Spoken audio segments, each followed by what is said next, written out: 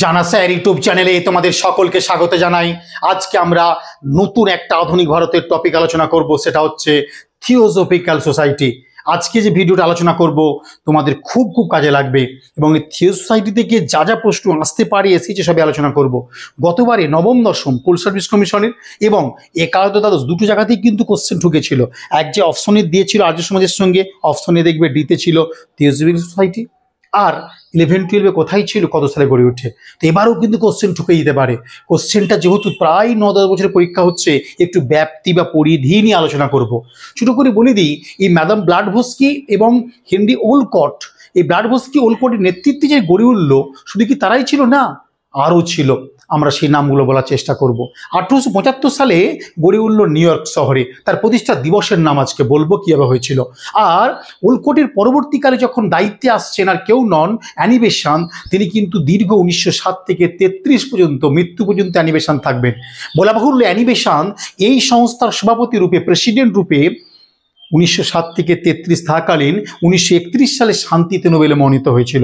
আপনি UPSC question ঘাটুন তো, আপনি নেট সেটের প্রশ্ন আদার রাজ্যের ঘাটুন দিয়েছে, অ্যানি বেসান্ট কত সালে শান্তিতে নোবেলে মনোনীত হয়েছিল।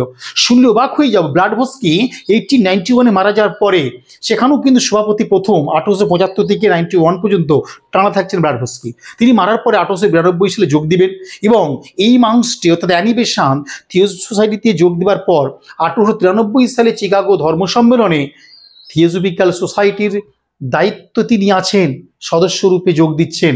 তাই চিকাগো ধর্ম সম্মেলনে একমাত্র অ্যানি বেসান্ট থিওসফিক্যাল সোসাইটি থেকে যোগ দিয়েছিলেন, বললে অস্বীকার করলে হবে না। 1933 পর্যন্ত সভাপতি থাকাকালীন 1931 সালে তিনি নোবেলে মনোনীত হন শান্তিতে। তথ্যগুলো বলার চেষ্টা করব। 1875 সালে প্রতিষ্ঠা হলেও 1882 সালে মাদ্রাজের আদিয়ারে, একেবারে চেন্নাই শহরের সন্নিকটে আদিয়ারে 2.5 একর আম্র বাগানের ভিতরে তৈরি হয়েছিল এর সদর দপ্তর। মাদ্রাজের আদিয়ার শহরে তৈরি হল সদর দপ্তর এবং আম বাগানের ভিতরে 2.5 একর জায়গা। তথ্যগুলো একটু পড়বেন, নেট সেটে বই ডিটেলসে দিয়েছি, এইগুলো আপনার মন জুড়িয়ে যাবে। শুধু শর্ট প্রশ্ন, শুধু বেসিক এমসিকিউ নিয়ে চাকরি আপনি পাবেন না। র্যাঙ্ক করতে গেলে বা টিকে থাকতে গেলে অপরকে হারাতে হবে, তাই তথ্য কিন্তু আপনাকে অপরে হারানো থাকতে হবে। আপনি তো মারপিট করতে পারবেন না। এই তথ্যগুলো, এই আম্রবাগান কথাটা বলতে গিয়ে মনে পড়ে যায় যে 1905 বঙ্গভঙ্গের সময় যখন বন্যী উৎসব হচ্ছে রবীন্দ্রনাথ ঠাকুর নেতৃত্বে, রবীন্দ্রনাথ ঠাকুর যেখানে বন্যী উৎসব করেছিল সেটাই আজ কলকাতার আর্য সমাজের ব্রাঞ্চ, একেবারে স্বামী বিবেকানন্দর বাড়ির সামনে। এটা তোমরা জানো সবাই নিশ্চয়ই। তাই বন্যীশ্ব আর টেগর যে আম্রবাগানে করেছিল সেটা আজ কলকাতা আর্য সমাজ, এটা বললে হবে না। ঠিক তেমনি মাদ্রাজের আদিয়ারে আম্রবাগানে 2.5 একর জায়গাতে তৈরি হলো 1882 সালে এই ভারতবর্ষের প্রথম হেডকোয়ার্টার। তো আমরা এইগুলো আজকে আলোচনা করব, অ্যানি বেসান্টকে আলোচনা করব, ভালো করে দেখার চেষ্টা করব। তবে গতবারই যে কোশ্চেন দিয়ে কত সালে প্রতিষ্ঠা হয়, এবার দিতে পারে কোন শহরে, বা থিওসফিক্যাল সোসাইটির প্রতিষ্ঠা দিবস, প্রথম সভাপতি, অ্যানি বেসান্ট কবে সভাপতি হয়, সেগুলো সব আমরা দেখার চেষ্টা করব। তো একেবারে প্রশ্ন উত্তর পর্ব করে আজকে দেখিয়ে দেবো কিভাবে তোমরা পড়াশোনা করবে, কিভাবে এগোলে তোমাদের হবে। থিওসফিক্যাল সোসাইটি 1875 গড়ে ওঠে। 1875 সালে আমরা জানি 10ই এপ্রিল তারিখে আর্য সমাজ গড়ে ওঠে। আর্য সমাজ মুম্বাই প্রতিষ্ঠা হয়। দাক্ষিণাত্য হাঙ্গামা ডেকান রায়টস হয়, তোমরা সবাই জানো। তাহলে আমরা 1875 সালে আজকে আমরা পেয়ে গেলাম থিওসফিক্যাল সোসাইটি। কলকাতার বুকে শিশির কুমার ঘোষ ইন্ডিয়ান লীগ প্রতিষ্ঠা করেছিল, তোমরা সবাই জানো। সেটা 1876 সালে ভারত সভা প্রতিষ্ঠা হলে তার সঙ্গে মিশে যায়। তাহলে 1875 সালে যখন আমেরিকার নিউ ইয়র্ক শহরে থিওসফিক্যাল সোসাইটি পড়বো আমরা, সেখানে আমরা কলকাতা ইন্ডিয়ান লীগ 1875 বা আর্য সমাজ পড়তে পারি, মূলাশঙ্কর বা দাক্ষিণাত্য রায়, আমরা সবগুলোই পড়তে পারি। যাক, তবু আমরা প্রসঙ্গে মনে করিয়ে দিলাম এই থিওসফিক্যাল সোসাইটি কত সালে প্রতিষ্ঠা হয়। আমি উত্তর পেয়ে গেছি 1875-এ। এদের যে প্রতিষ্ঠাতা এই ওলকট এবং ব্লাডভস্কি, এই নামগুলো একটু ভালো করে মনে রাখবে। এবার প্রশ্নটা আমি করেছি, সিস আনবিল্ট বইটি কে প্রকাশ করেন। মনে রাখবেন, উত্তর আমি নিয়ে নিয়েছি, দেখে নাও। প্রতিষ্ঠাতার 4 জনের নাম আমরা পাই। উইলিয়াম কোয়ান জর্জ, এটা কিন্তু সিজিএল কোশ্চেন ছিল, ভালো করে মনে রাখবে। কে প্রতিষ্ঠা যুক্ত ছিলেন, কারা যুক্ত ছিলেন, সবকটি উত্তর নিচে ডি অপশন। অ্যানি বেসান্ট ছিল না।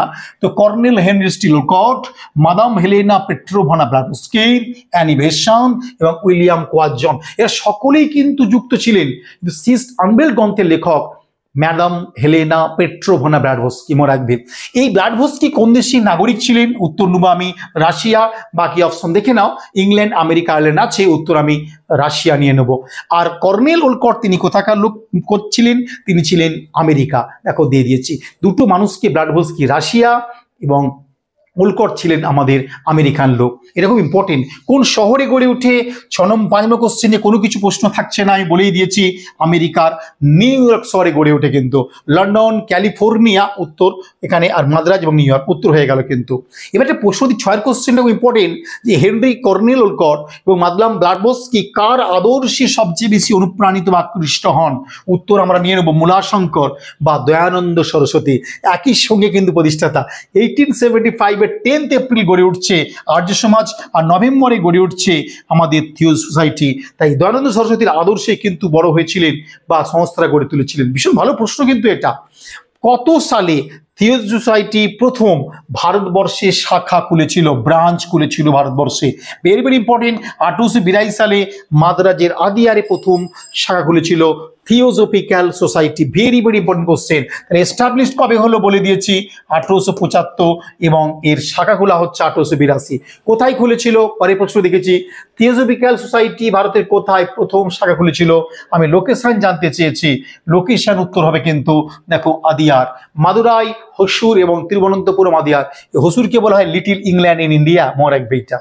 তারপরে কোশ্চেন ভীষণ ইম্পর্টেন্ট, দ্য সিক্রেট ডক্ট্রিন বই লেখক ব্লাডবোস্কি, সালটাও কিন্তু বলে দিয়েছি, খেয়াল করবে। দ্য সিক্রেট ডক্ট্রিন বিখ্যাত বই, মাদাম ব্লাডবোস্কির লেখা, এবং 1888 সালে বইটি প্রকাশ পেয়েছিল। নেক্সট প্রশ্ন দিয়েছি যে অ্যানি বেসান্ত, মনে রাখবে আয়ারল্যান্ডের কন্যা, এই মানুষটি মাদাম ব্লাডবোস্কির আহ্বানে থিওজফিক্যাল সোসাইটিতে কত সালে যোগ দেন? 1891 সালে মারা যাবার পর 1892 সালে যোগ দিচ্ছে কে? না, অ্যানি বেসান্ত। ভালো করে মনে রাখবে। 1906 সালে ভীষণ important, sons of India, daughters of India নামে দুটি প্রতিষ্ঠান গড়ে তুলছে থিওজফিক্যাল সোসাইটির অভ্যন্তরে, আর কেউ নন অ্যানি বেসান্ত। ভীষণ important question. Sons of India, daughters of India সংস্থার জনক অ্যানি বেসান্ত। কত সালে খুলেছিল? 1906, যে বছর দাদাভাই নরোজি কংগ্রেসের কলকাতা অধিবেশনে স্বরাজ উত্থাপন করছেন। সেই সময় অ্যানি বেসান্ত ভারতবর্ষের যুব শক্তিকে, সে ছেলে হোক আর মহিলা হোক, লিঙ্গ বিভেদ ভুলে গিয়ে সকলে মিলে স্বদেশী আন্দোলন, বয়কট আন্দোলনে, ব্রিটিশদের বিরুদ্ধে আন্দোলনে যোগ দাও। ভীষণ ভীষণ ইম্পর্টেন্ট। বারাণসীতে সেন্ট্রাল স্কুল কত সালে গড়ে উঠছে? 1898, 1898 সালে। এই বছরই কিন্তু মনে রাখবে নবগোপাল মিত্র গড়ে তুলেছিল মিত্র ইনস্টিটিউশন। মনে রাখবে মিত্র ইনস্টিটিউশন কলকাতার আমার স্ট্রিটে মনে রয়েছে। এই মিত্র ইনস্টিটিউশন 1898 সালে গড়ে তুলছে নবগোপাল মিত্র, যাকে ন্যাশনাল মিত্র বলা হয়। একই বছরে বারাণসী সেন্ট্রাল স্কুল গড়ে তুলছে অ্যানি বেসান্ত। কে গড়ে তুলছে? Annie Besant. 1915 সালে মদনমোহন মালব্যর নেতৃত্বে যখন আমরা দেখছি যে আমাদের হিন্দু মহাসভা গড়ে উঠছে, এবং তারই কিন্তু একই সময় গড়ে উঠছে বারাণসী কলেজ। সেই বারাণসী কলেজ বা বেনারস হিন্দু বিশ্ববিদ্যালয় প্রতিষ্ঠা হলে সেটা মিশে যাচ্ছে। আবারও বলবো, বারাণসী সেন্ট্রাল স্কুলটা 1898 গড়ে উঠলেও 1915 সালে বারাণসী যখন কলেজটা গড়ে উঠছে, সেই বারাণসী হিন্দু কলেজের সঙ্গে এটি মিশে গেছিল। মনে রাখবে, এটা ভীষণ ইম্পর্টেন্ট। 1882 সালে প্রতিষ্ঠিত বেঙ্গল থিওজফিক্যাল সোসাইটি। তাহলে 1875 সালে থিওজফিক সোসাইটি গড়ে উঠছে। 1882 সালে মাদ্রাজের আদিয়ারে এরা প্রথম ব্রাঞ্চ খুলছে, আর ওই বছরই বাংলার বুকে গড়ে উঠছে বেঙ্গল থিওজফিক্যাল সোসাইটি। সালটা কিন্তু একই, 1882। কারা যুক্ত ছিলেন? 3 জন মানুষ, ঐকান্তিক উদ্যোগ, প্যারীচাঁদ মিত্র, দ্বিজেন্দ্রনাথ ঠাকুর, রাজা শ্যামসুন্দর রায়। উত্তর হয়ে গেল সকলেই। প্যারীচাঁদ মিত্র, দ্বিজেন্দ্রনাথ ঠাকুর, রাজা শ্যামসুন্দর রায় সকলেই বেঙ্গল থিও সোসাইটিতে সকলেই যুক্ত ছিলেন। ভীষণ ভীষণ ইম্পর্টেন্ট।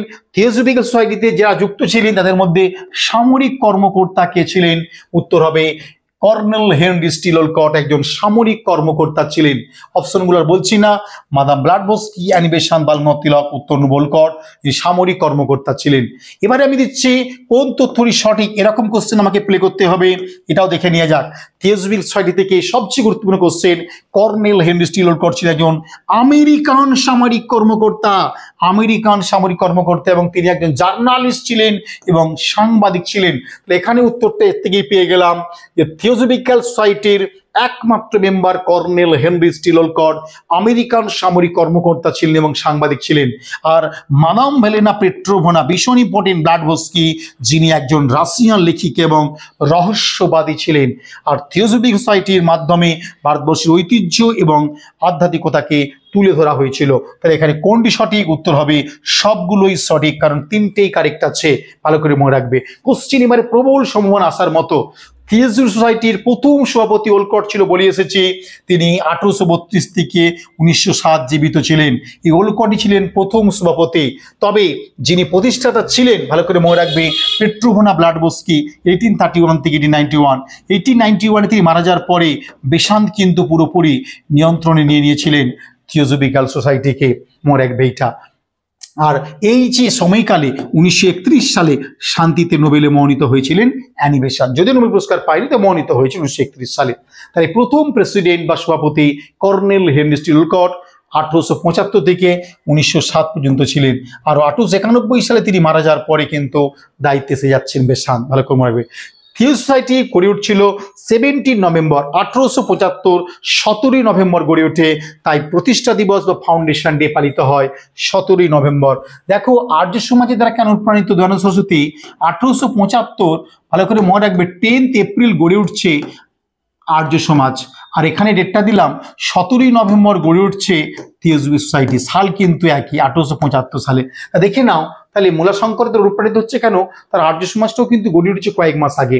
তাই এটা কিন্তু ইম্পর্টেন্ট কোশ্চেন। 1875 অনেকে বলে দিতে পারবে, কিন্তু থিওজফিক্যাল সোসাইটির ফাউন্ডেশন ডে কয় প্রতিষ্ঠা হয়, ভীষণ ভীষণ ইম্পর্টেন্ট 17 নভেম্বর। এবারে আসছি যে মাদাম হেলেনা পেট্রোভনা ব্লাডবোস্কি মারা যাওয়ার পর থিওজফিক্যাল সোসাইটি থেকে কে বেশি দায়িত্ব নিয়েছিলেন বা কে প্রতিনিধিত্ব করেছিলেন। আমি বলেছি যে ইনি কিন্তু 1891 মারা যাওয়ার পর পুরোপুরি দায়িত্ব নিয়ে ফেলেছিলেন অ্যানি বেসান্ত। কি বললাম, অ্যানি বেসান্ত নামটা একটু মনে রাখবে। আর ওলকট 1907 মারা যাওয়ার পরে অ্যানি বেসান্ত আন্তর্জাতিক সভাপতি রূপে খ্যাতি অর্জন করেছিলেন। আমি আবার দিয়েছি যে অ্যানি বেসান্ত 1892 সালে থিওজফিক্যাল সোসাইটিতে প্রধান হয়ে উঠেছিলেন 1891 মারা যাওয়ার পরে, কারণ তারপরে অ্যানি বেসান্ত দায়িত্ব নিয়ে ফেলেছিলেন। 1893 অ্যানি বেসান্ত এই সংস্থার সদস্য রূপে অর্থাৎ থিওজফিক্যাল সোসাইটির সদস্য রূপে অ্যানি বেসান্ত চিকাগো বিশ্ব সম্মেলনে পৌরোহিত্য করেছিল। আমি তারপর বলবো যেখানে স্বামীজি গিয়েছিলেন, বাঙালি হিসাবে আরেকজন যান, তার নাম প্রতাপচন্দ্র মজুমদার। স্বামীজি ছাড়াও প্রতাপচন্দ্র মজুমদার গিয়েছিলেন চিকাগো বিশ্ব ধর্ম সম্মেলনে, সেখানে কিন্তু অ্যানি বেসান্ত যোগ দিচ্ছেন 1993 থিওজফিক্যাল সোসাইটি থেকে, মনে রাখবে। কোন সংস্থা থেকে গিয়েছিল, থিওজফিক্যাল সোসাইটি থেকে গিয়েছিলেন, মনে রাখবে এটা। অ্যানি বেসান্ত থিওজফিক্যাল সোসাইটির সভাপতি কত সালে হয়েছিলেন, ভীষণ ইম্পর্টেন্ট, 1907। আমরা জানি যখন ওলকট মারা গেলেন তারপর অ্যানি বেসান্ত থিওজফিক্যাল সোসাইটির আন্তর্জাতিক সভাপতি হয়েছিলেন 1907, মনে রাখবে। তাহলে একদিকে সুরাট বিচ্ছেদে কংগ্রেসের ভাঙন, অন্যদিকে অ্যানি বেসান্ত তিনি থিওজফিক্যাল সোসাইটির সভাপতি হয়েছিলেন। এবং সভাপতি কতদিন হয়েছিলেন, 1933। 7 থেকে 33-এর মাঝে 1931 সালে তিনি শান্তিতে নোবেল পুরস্কারে মনোনীত হয়েছিলেন। Outstanding question. লাস্ট কোশ্চেনটা মারাত্মক রেখেছে যে ট্রাফালগারে নৌযুদ্ধ নেপোলিয়ন পড়তে গিয়ে আমরা পড়ি, তাই না? ইংল্যান্ডের লন্ডন শহরের সন্নিকটে ওয়েস্টমিনিস্টার লাগো একটা শহর হচ্ছে ট্রাফালগার। ইংল্যান্ডের এই ট্রাফালগারের স্কোয়ারে ইস্ট ইন্ডিয়া কোম্পানির শ্রমিকদের অত্যাচার করে একটা রবিবারে, যা রক্তাক্ত রবিবার। আমরা রাশিয়ার ইতিহাস যখন পড়ি 1905 রক্তাক্ত রবিবার পড়ি। 1827 সালে 13 নভেম্বর 1887 13 নভেম্বর মনে রাখবে ইংল্যান্ডের ট্রাফালগার স্কোয়ার ইস্ট ইন্ডিয়া কোম্পানির শ্রমিক বিরুদ্ধে আন্দোলন শুরু করলে প্রচুর শ্রমিককে হত্যা করা হয়, যেটা ঘটনা হচ্ছে ব্লাডি সানডে বা রক্তাক্ত রবিবার। আর এই রক্তাক্ত রবিবার যখন ঘটে গেল ইংল্যান্ডের ট্রাফালগারে, একেবারে ওয়েস্টমিনিস্টারের সন্নিকটে শহরে, সেখানে প্রথম ভিজিট করেছিল কে, অ্যানি বেসান্ত। এটা কিন্তু ভীষণ ভীষণ ইম্পর্টেন্ট, কে প্রথম গিয়েছিল, অ্যানি বেসান্ত। আমরা যেমন জানি হিরোশিমা নাগাসাকিতে প্রথম যে পরমাণু বোমা ফেললো, তারপরে কি প্রথম ভ্রমণ করছে হেলেন কেলার। কে করছে, হেলেন কেলার। ঠিক তেমনি 1827 সালে যখন ট্রাফালগারে স্কোয়ারে ইস্ট ইন্ডিয়া কোম্পানির শ্রমিক বিক্ষোভ হয়, সেখানে প্রথম পরিদর্শন করেছিলেন শ্রমিকদের স্বার্থের জন্য অ্যানি বেসান্ত। তো এই প্রশ্নগুলো ভালো করে দেখবে, প্রশ্ন কমনের সম্ভাবনা প্রবল। আমি আবারও বলছি, আজকের ডেট দাঁড়িয়ে আপনি থিওজফিক্যাল সোসাইটির উপরে এই লেভেলে পড়ানো হয়েছে বা এমসিকিউ আছে দেখবেন, তার বুঝতে পারবেন যে কতটা সাবজেক্টকে নিয়ে ভাবানো হচ্ছে। আমি আবারও বলছি, যে সাবজেক্ট মন দিয়ে পড়াশোনা করছে বা ভাবছে বা পড়াশোনা করছে মন দিয়ে, সে চাকরি পেয়ে যাবে। এখনো পরীক্ষা কি হবে, ফর্ম ফিল আপ হয়নি, আমি কি বসতে পারবো পারবো না, এইটা হবে সেইটা হবে, আপনি পরীক্ষার হলে বাঁচতে পারবেন না। পরীক্ষার হলে ডেমো টেস্ট, ইন্টারভিউ, একমাত্র সব কিছু বন্ধ করে দিন, শুধু পড়াশোনা মন দিয়ে করে যান। আর এই জানাশান ইউটিউব চ্যানেল সারা জীবন ইতিহাস বিষয়টাই চ্যানেলে ভালো করে পড়িয়ে যাবেন। আর পড়ানো ইতিহাসটা আপনাদের কেমন লাগছে একটু জানাবেন। তবে থিওজফিক্যাল সোসাইটি আপনাদের কিন্তু ভীষণ ভীষণ চান্স রয়েছে। স্কুল সার্ভিসের পরীক্ষার জন্য আপনাদের 2টো করে মক টেস্ট শুরু হয়েছে। যে বইটা আমি বারবার বলে যাচ্ছি আপনারা পড়বেন, পড়বেন মন দিয়ে প্রচুর উপকার পাবেন। সর্বোপরি কুল সার্ভিসের যে বইটা বের করে দিয়েছে 20,000 MCQটা বারবার করে পড়ুন। এই বইটাতে 90খানা মডেল সেট বা প্র্যাকটিস সেট আছে, 90খানা, 565 টাকার বিনিময়ে 8,500-এর উপরে গভর্নমেন্ট প্রশ্ন, কেন্দ্র রাজ্যের সব প্রশ্নগুলো পাবেন, চ্যাপ্টার ওয়াইজ কোন পাবেন না, এবং 60 মার্কস ধরে 90খানা প্র্যাকটিস সেট, হাই লেভেলে কোশ্চেন আছেন। আপনি বইটা ফলো করুন। আমি আবারও বলছি 90খানা প্র্যাকটিস সেট, আলাদা প্র্যাকটিস সেট কিনতে হবে না। 3,000 ওয়ানলাইনার, 8,500 গভর্নমেন্ট প্রশ্ন চ্যাপ্টার ওয়াইজ, WBCS প্রিলিমিনারি হোক, কেন্দ্র রাজ্যের প্রশ্ন হোক, আবার রাজ্যের PSC প্রশ্ন হোক। তাই এই বইটা প্র্যাকটিস সেট, প্রাচীন মধ্য আধুনিকের টেক্সট যেভাবে ইনফরমেশন দেওয়া আছে আপনি পড়ুন, অন্য বইয়ের থেকে আপনি এগিয়ে থাকবেন। বিশ্বাস করে বইটা কিনুন 565 টাকায়। পশ্চিমবঙ্গের সর্বত্র সব দোকানে অ্যাভেলেবেল, কল স্ট্রিটে অ্যাভেলেবেল, অ্যামাজন ফ্লিপকার্ট অ্যাভেলেবেল। না পেলে আপনি যোগাযোগ করুন আমাদের নাম্বারে, সঙ্গে সঙ্গে কিন্তু বইটা পেয়ে যাবেন। আমি নাম্বার স্ক্রিনে দিয়েছি, এই নাম্বারে যোগাযোগ করুন। এবং ইউরোপ বইটা আমি বলে যাচ্ছি, ছাপ ফেলে দিয়েছে কিন্তু পশ্চিমবঙ্গে। আপনারা সংগ্রহ করে নিন, বইটা আহামরি দাম নয়, 250 টাকা দাম। বইটা বিভৎস করে আলোচনা করা হয়েছে, ভীষণ উপকার পাবেন এবং এমসিগুলো পড়াশোনা করুন। এরপরেও যে থিওসফি সোসাইটি যে আলোচনা করলেন আমি ডিটেলসে পড়বো, যখন আপনি পড়বেন, নীরবে পড়বেন, তাহলে বুঝতে পারবেন থিওসফি সোসাইটি বইয়ে কি পাওয়া যায়, এই বইটায় কি আছে। থিওসফিক্যাল সোসাইটি এই বইটা পড়বেন আপনি, তাহলে বুঝতে পেরে যাবেন যে কি লেভেল এটা রয়েছে। কিন্তু বইটা দেখলেও বুঝতে পারবেন যে কি লেভেলের একটা বই, আপনি বুঝতে পেয়ে বইটা। আবারও বলছি এই বইটা আপনি হাতে রেখে দিন। যারা ডিসেম্বর মাসে সেট দিবেন, নেট দিবেন, ফুল সার্ভিস দিচ্ছেন, তাদের একটা বই কিন্তু তোলপাড় হয়ে চলে যাবে। 2টো করে মক টেস্ট চলছে আপনাদের জন্য, অনলাইনে কোর্স চলছে, প্রত্যেকে রইল। শনি রবি কলেজ স্ট্রিটে ক্লাস শুরু হচ্ছে, ইউরোপ ইতিহাস। তাই মক টেস্ট চলছে, আমি দেখিয়ে দিয়েছি একবার। মক টেস্ট তোমরা দেখে নাও, নিচের দিকে আমি দেখিয়েও দিয়েছি। তোমার এই মক টেস্ট যারা দিতে চাইছো যোগাযোগ করে নেবে। দেখো প্রত্যেকে বলছে পড়াশোনা চলছে, প্রতিদিন 2টো করে মক টেস্ট চলছে, পরীক্ষা 3 দিন আগে পর্যন্ত চলবে। যারা এই মক টেস্টে যোগদান করতে চাইছো আপনি কিন্তু অনেক উপকার পাবেন, তারা কিন্তু ইমিডিয়েট যোগাযোগ করুন। নাম্বারটা আমি দিয়ে দিয়েছি, স্ক্রিনে দেখে নাও, 9903, এই নাম্বারটা তোমরা যোগাযোগ করে নেবে একই নাম্বারে। তা আমি আবেদন রাখবো কুল সার্ভিসের বইটা আপনারা মন দিয়ে পড়ুন, সকলে পড়ুন, অনেক অনেক উপকার পাবেন। যে কোনো বইয়ের থেকে আপনি 1% এগিয়ে থাকবেন। আর ইউটিউবগুলো ভালো করে শুনবেন, প্রত্যেকটা ভিডিও ব্যাকে গিয়ে সিলেবাস ধরে প্রচুর পরিমাণ উপকার পাবেন আপনি বাড়িতে বসে। সময় নষ্ট করবেন না, মন দিয়ে পড়াশোনা করুন, এর বিকল্প কিছু হতে পারে না। বাই।